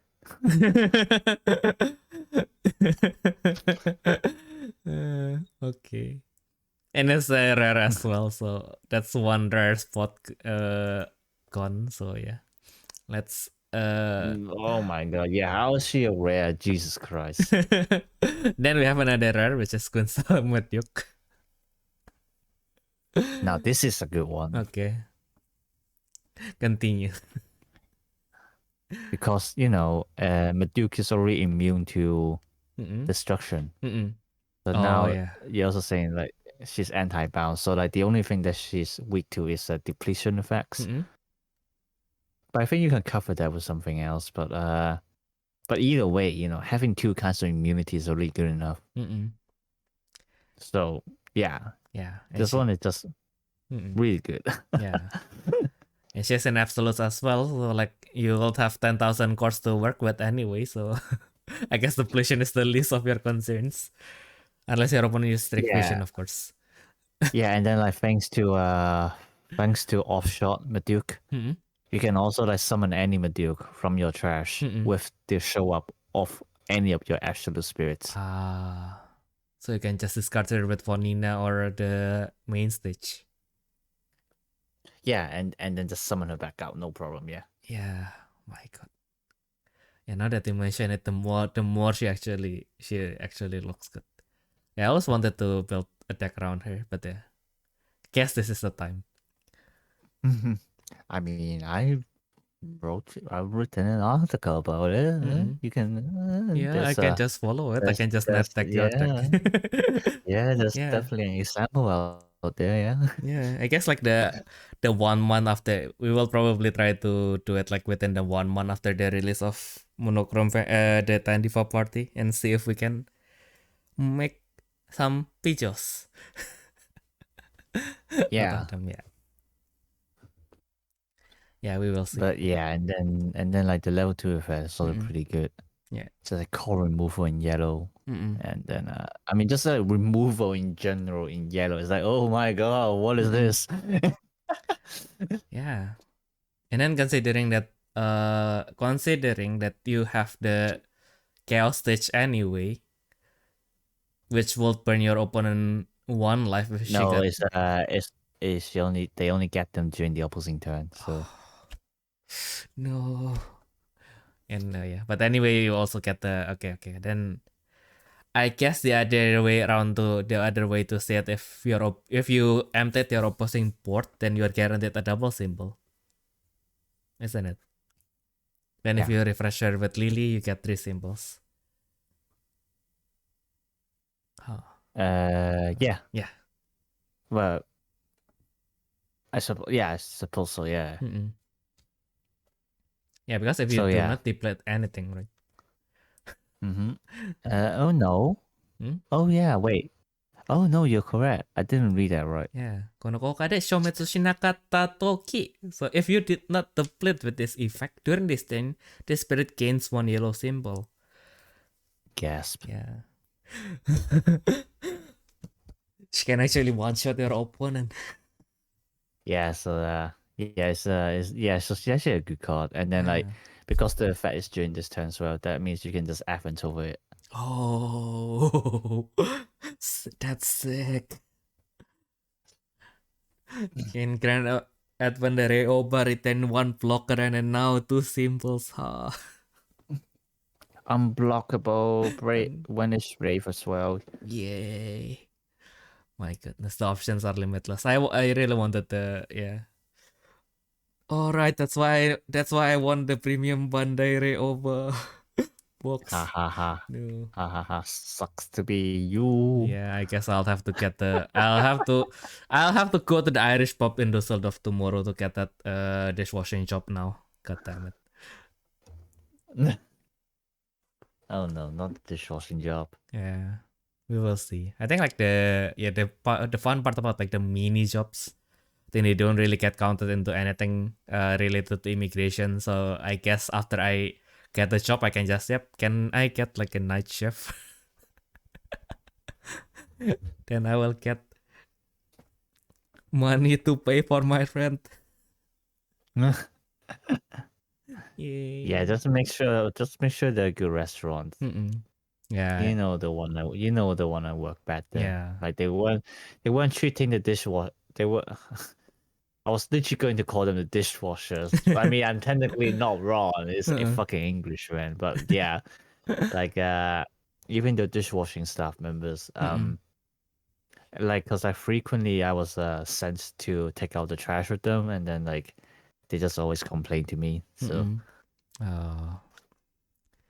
But yeah, we'll see. I'm planning to get like a lunch there and then like see the vibe. Because like they specifically ask for staff that can speak English. So yeah, that's the only skill that I have apparently. So yeah, we will see. Wait, why? Yeah, they are an Irish pub. Oh, okay, fair enough. I was like lolling for a second. You're only washing dishes. Why do you need to speak English? Oh yeah, it's no, it's I think like when I told my sister, she just assumed that if it's a job in a restaurant, if you just started, then most likely, especially if it's only like because like mini job is even half of a part time, so like it's 10-hour a week kind of deal. So it's like it's the part time. So I guess if you start first, then being a dishwasher is kind of made sense, right? Because you can just come, at one point of time, wash the dishes for 2 hours straight, and then go home a broken man. Yeah. I guess that's why she assumed that I would be a dishwasher. But I guess they wanted someone who wants to speak English as well, probably before service. But yeah, we will see. As I don't think I am even legally allowed to work part-time now, but yeah, we will see. Okay, and speaking of legality, we have the Tandiva party, for witches, Flame Sandria. Ooh. Oh my god, for 1 second I thought, what are you gonna show me next? Yeah, I don't know, that's a bad segue. Hey, I can't find any the segue to this, but yeah. So basically, when she is summoned, I can return 1 spirit bottom, and then you can discard 2 song magic in your field to make it unblock to give it piercing. Unpreventable. Yeah, unpreventable. Yeah. Penetration. Penetration, yeah. Back to the body fight era. Penetrate. Yeah, no. Yeah, I wonder yeah, why back then it's just like that's I mean like penetrate was everywhere in body fight and it was like okay, and then now penetration is just like penetration, haha, hee. Yeah. I like the way you say it. Penetration, haha, hee hee. Exactly. But yeah, I can see why she's a master rare because like Mm-mm. penetration effects are pretty rare in battle spirits in general. Mm-mm. Shut up. Like even the main set. I mean, there was a time when like they were it was prevalent because somehow there was too many immunities going around. But yeah, but like after that they slowly reduced the amount of penetration effects. Mm-mm. So so like makes sense why she's a master rare, especially since like if you talk about diva only format, I don't think I can't even think of another diva with penetration effects on top of my head. Yeah.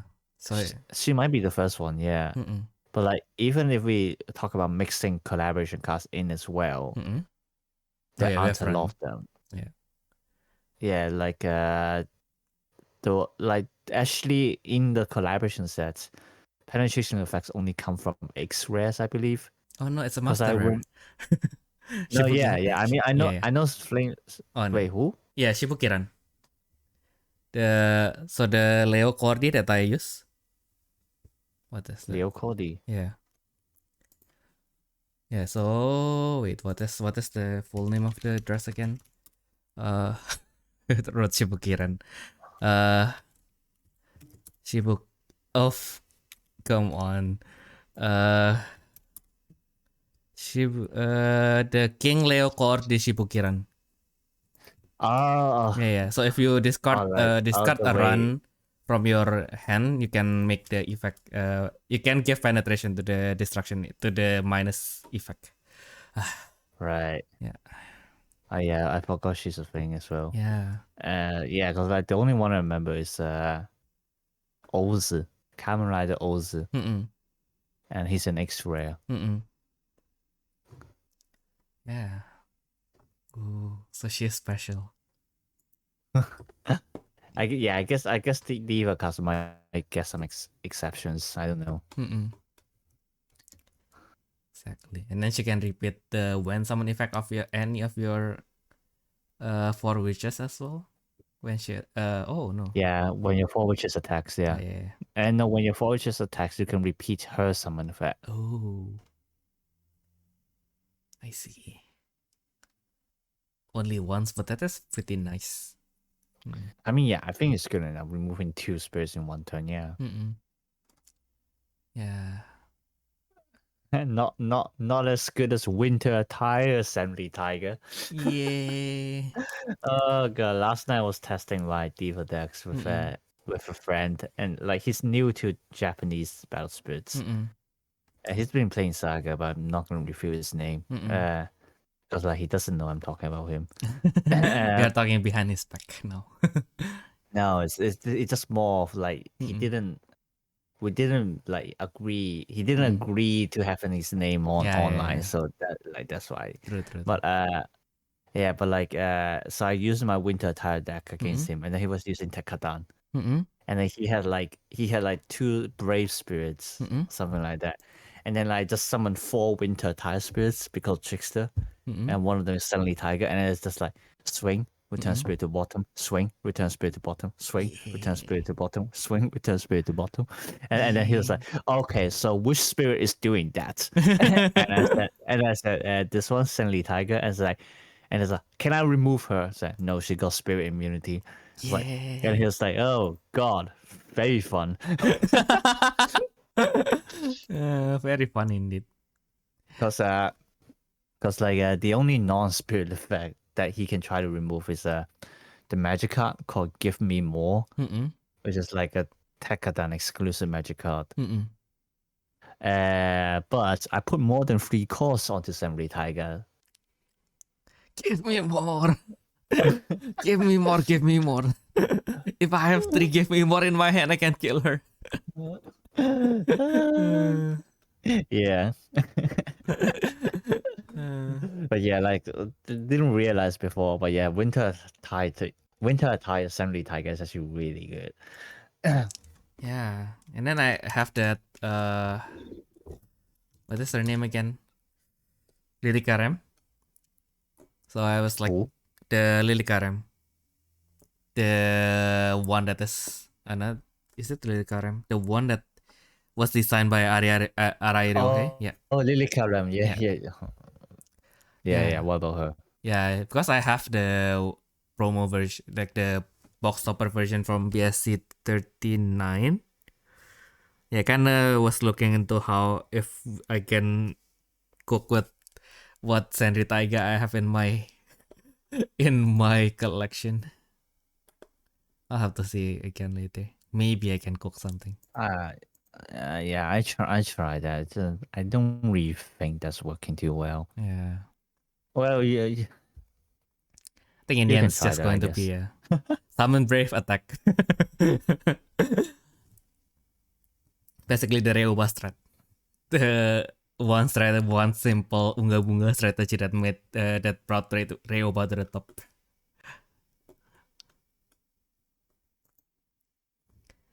I guess. Yeah.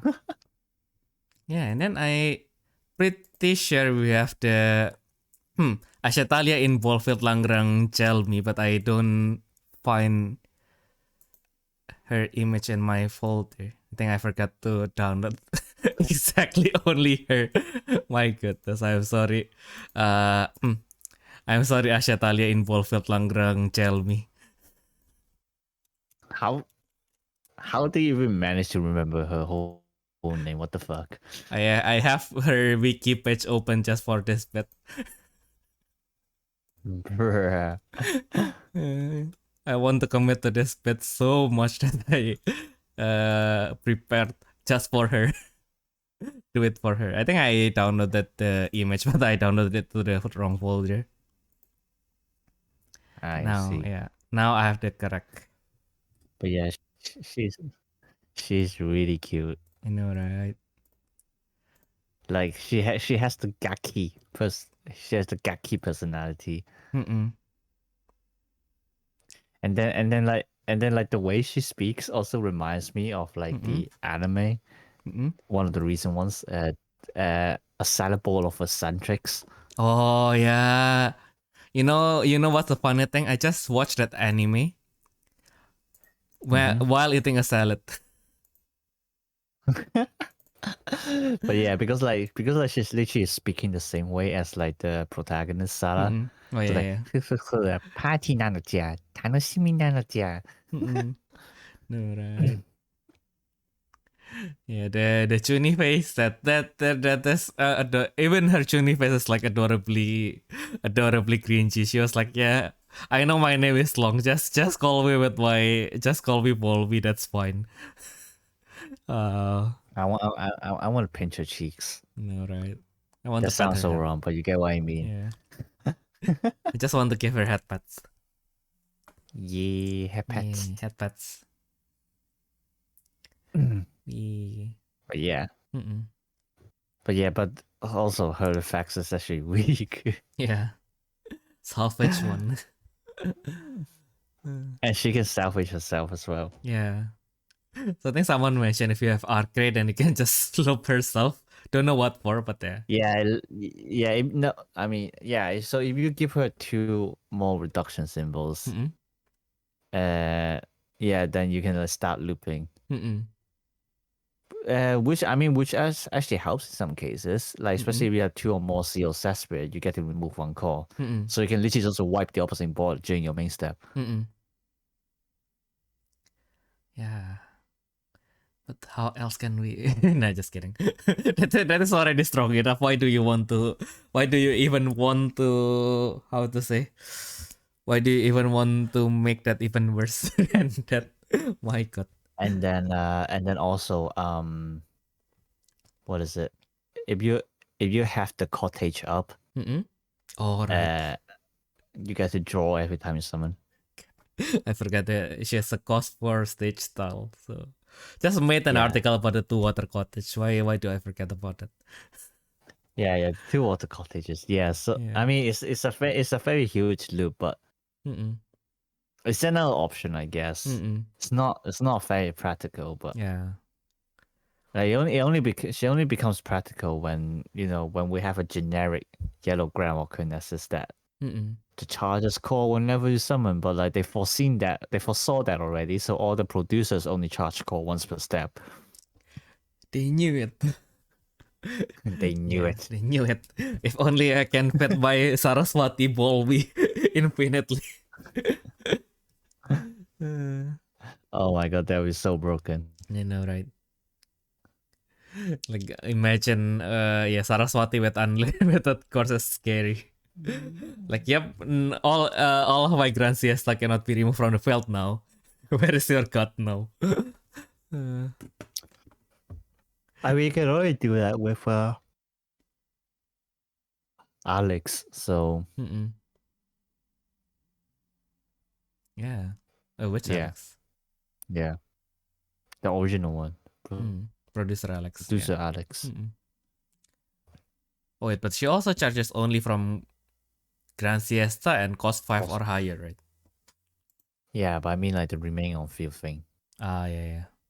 No, the original producer Alex returns them to the hand.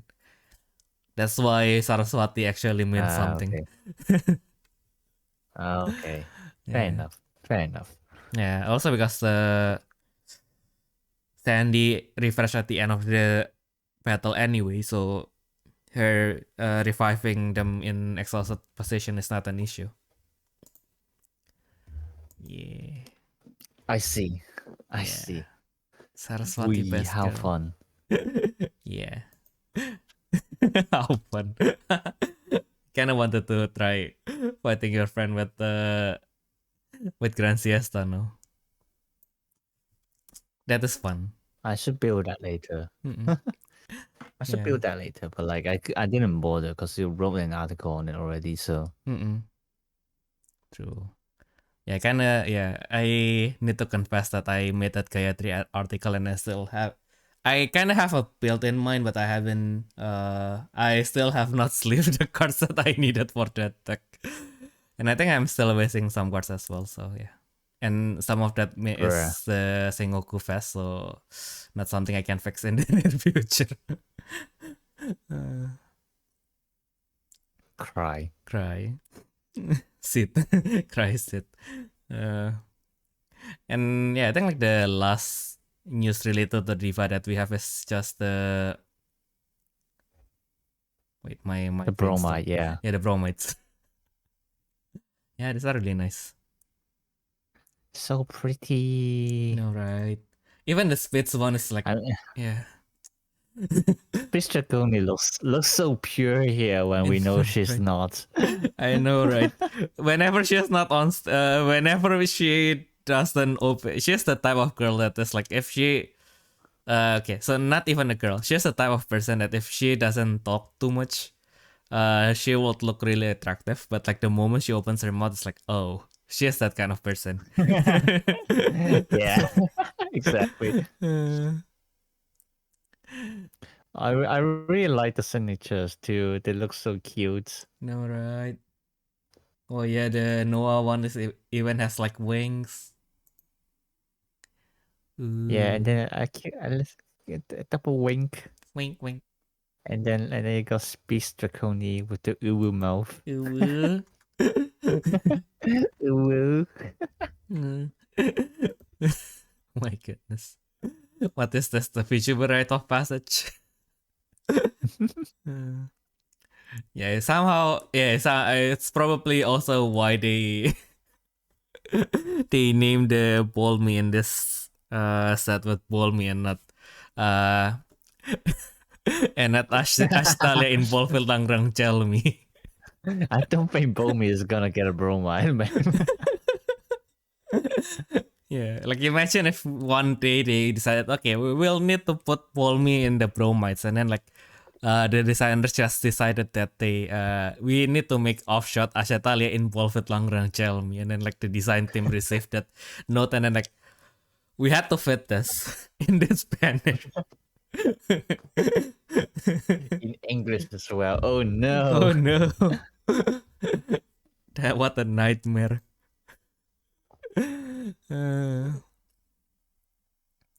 Yeah, and sadly that is the end of the Diva news because I think we still have some news to catch up to, but it's not Diva, unfortunately. They're not divas. Yeah. No. And this confirms that Ayumu is right. Well, from our discussion from last week. God damn it, Ayumu! Why do you need to be correct? When? I'm just kidding. Because like the say the first Grand Walker that we saw, the Red Grand Walker is Gaia. So I think she has the Seipo, so it's the Star Mother. Seipo no Yeah, the Star Mother Gaia, yeah. Yeah. But her Emperor Spirit, though, I don't know why I really like the aesthetics. It feels like an actual horror. Yeah, we call that the cosmic horror, actually. Ooh. So like the term came from the Lovecraftian novels. Yeah. Yeah. I love cosmic horror myself as well. Still, like I bought the Lovecraftian book, but I still haven't read it yet, and it's left at home in Hong Kong. So it's like, I don't want to buy another version though. That was already £10. Time to buy the German one. Oh fucking hell! Yeah, I got the German book from a career consultant, and I read one page, and I haven't progressed since then. Panshon Shurai. Gensho no Shorai. Okay, so that is the way to read the set name. Yeah, but Gaia is amazing. Her Emperor Spirit. I actually wanted to make her deck more because of the Emperor Spirit. Yeah, true. Like it just looks so sick. I know, right? But it's probably going to be the same case with the Astra Dragon all over again. I wanted to make it because of the postcard, and I don't really like the rest of them. Yeah, we have to see, and then we have to see how the deck works well. But it seems to be very interesting because, the Twitter post says that the deck revolves around deploying Nessuses and then destroying them yourselves to activate additional effects. Yeah, which is surprisingly like the ones in Saga already. So I think like the meteorite impact zone, if I'm not wrong, the red one, the one that lets you draw 2 if you destroy it during the attack step. Yeah, but like that one you have to destroy with his own effect. Yeah. So this is probably you have to destroy it with other effects, then it do something. Yeah. Yeah, which actually reminds me of the Gomula deck back in the days. You know, the Kaiju Gomula. Yeah. Gomula. Everyone's favorite Kaiju. Everyone's favorite Kaiju. Because like also destroying your own Nessuses to, I think it's to refresh or whatever. So yeah, it's definitely interesting to see because this is it's a red deck, but the focus is on Nessuses. Yeah. I think the last time we have something close to this is Dragno, but it's not.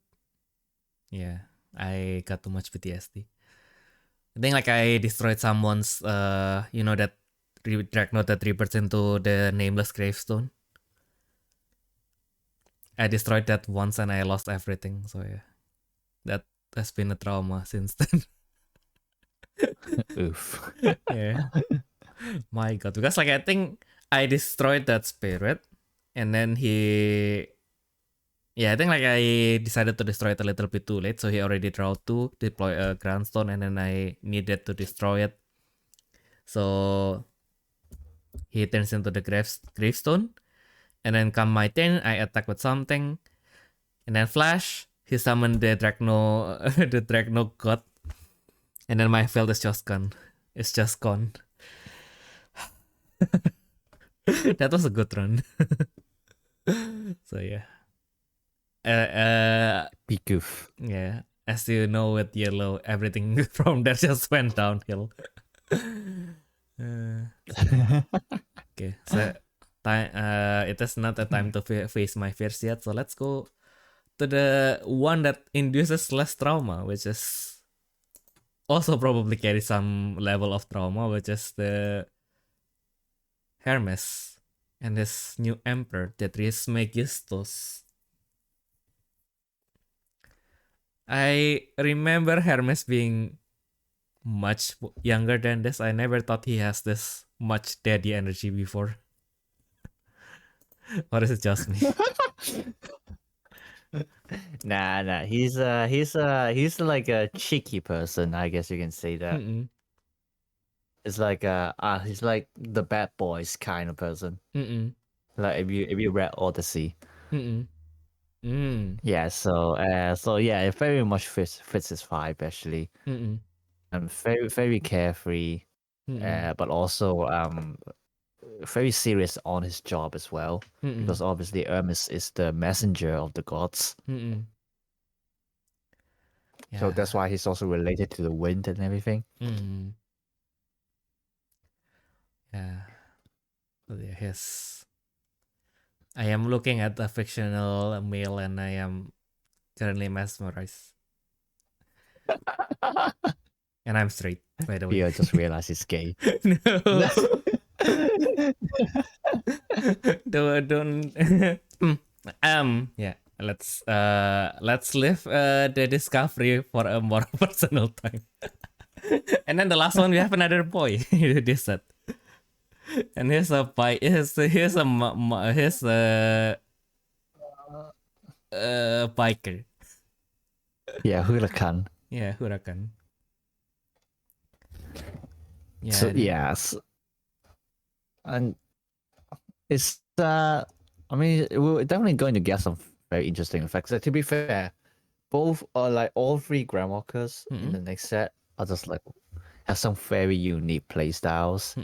Like you got Gaia who's like red but destroying your own necessities for effect. And then you got Hermes, which sends the opposing spirits to the remove zone, which is like literally the only deck to do that right now. And then you got Huracan, who which is blue, and then the playstyle is applying attack conditions to battle conditions to the opponent. But instead of like the typical sending calls to trash kind of condition, this time to represent, because Huracan is a god of wind, just like Hermes. So instead of sending calls to trash, the battle condition is that when the opposing spirits have to attack or block, they have to heavy exhaust them. Oh yeah.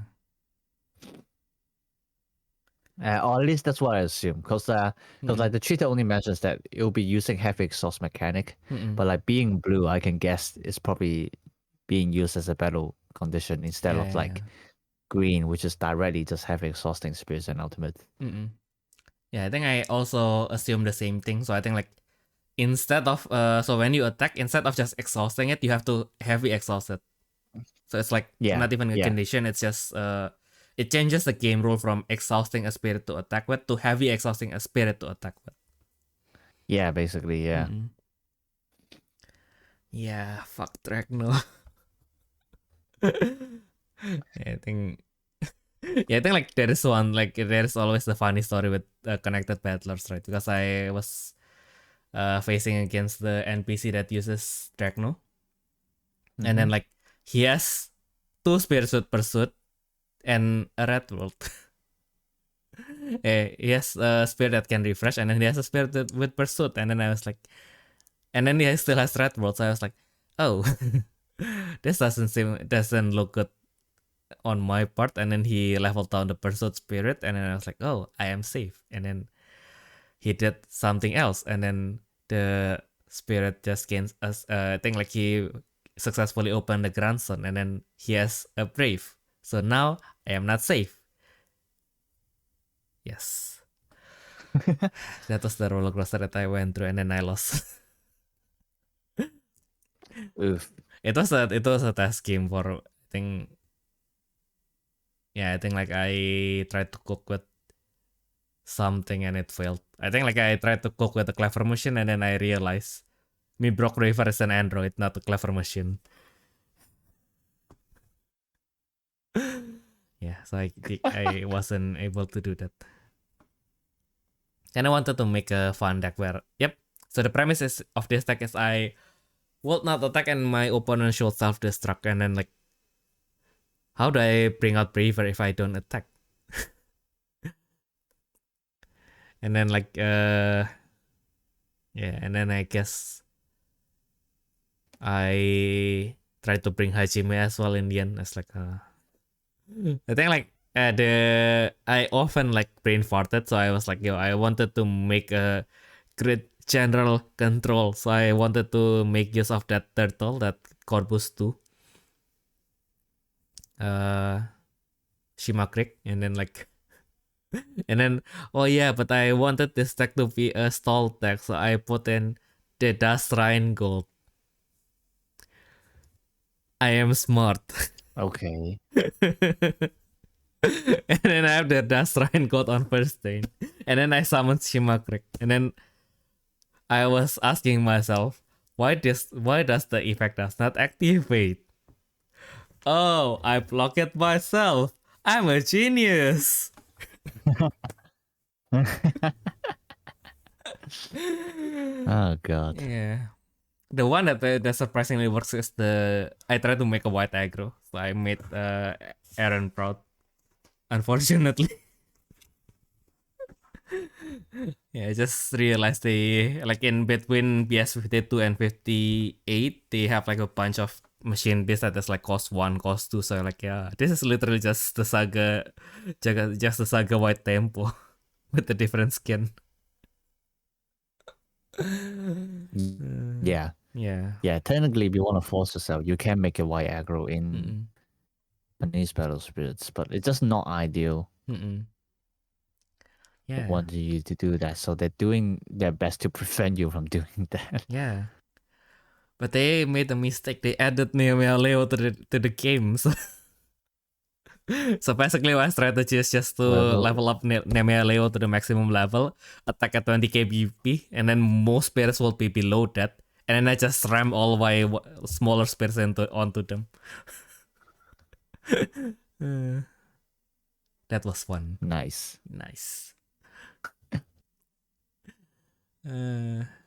So yeah. You know what? Before I close this, I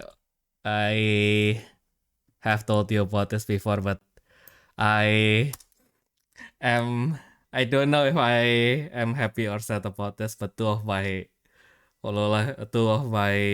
top, one of my most favorite Hololive member and another one that is like in the top 5 got into the collab of a game that I don't play and I don't want to play, but they both got in at the same time.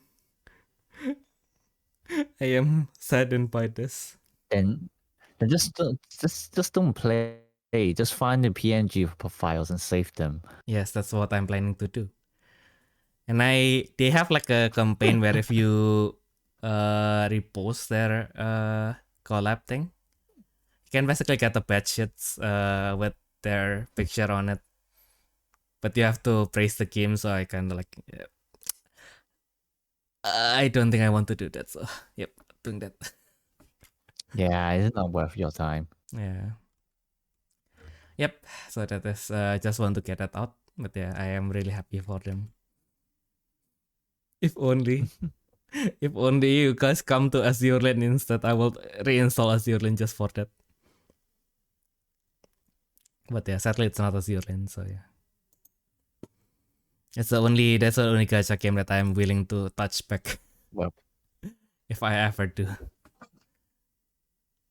Because now I need time to play Ragnarok online. I try Acid Yeah, I try Acid for like a week. Drop it. Yeah, it's a really harsh game for new players, so I can't really recommend it to other people. So yeah. No, it's not harsh. It's just boring. Yeah. I just don't like grinding, so. Yeah, that's the problem. I like. Yeah. Bruh. That's the problem. That's my problem, by the way. But yeah, speaking of my problems, if you guys have any requests, questions, or comments, do feel free to always send them to our email at therefreshsteppodcast@gmail.com. Or if you're listening to this on YouTube, feel free also to drop your comments below. So yeah, I guess that has been everything that we can share for this week. We hope that you guys have a nice week going forward, and we'll see you all in the next day. And bye bye. Bye bye.